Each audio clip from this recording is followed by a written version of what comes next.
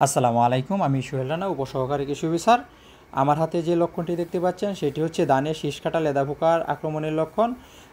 এটি মূলত লেপিডোপ্টেরা বর্গের একটি পোকা। এদের জীবনচক্রে 4টি ধাপ রয়েছে: ডিম, শুককীট, মুখকীট এবং পূর্ণাঙ্গ অবস্থা। এরা মূলত শুককীট অবস্থায় ধানের ক্ষতি করে থাকে। এরা নিশাচর পোকা।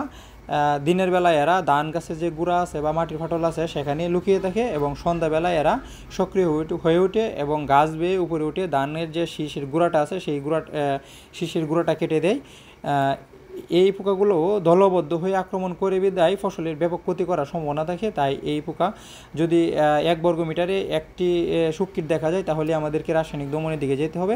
রাসায়নিক দমনের ক্ষেত্রে কার্বারিল গ্রুপের কীটনাশক অথবা ক্লোরোপাইরিফাস গ্রুপের কীটনাশক অথবা স্পিনোসাইড গ্রুপের যে কীটনাশক রয়েছে সেই কীটনাশকসমূহ অনুমোদিত মাত্রায় ব্যবহার করে এই পোকা দমন করা যায়। তবে এই পোকা দমনের ক্ষেত্রে একটি বিষয় লক্ষ্য রাখতে হবে, যেহেতু এই পোকাগুলো নিশাচর পোকা, সেহেতু আমরা যারা কীটনাশক প্রয়োগ করব তারা যেন সন্ধ্যার দিকে বা মাগরিবের আজানের সময় ওই সময় যদি আমরা কীটনাশকগুলো প্রয়োগ করতে পারি তাহলে সরাসরি এই পোকার গায়ে কীটনাশক পড়বে, ফলে আমাদের যে কীটনাশকের কার্যকারিতা বৃদ্ধি পাবে, ফলে এই পোকাগুলো শতভাগ দমন হবে।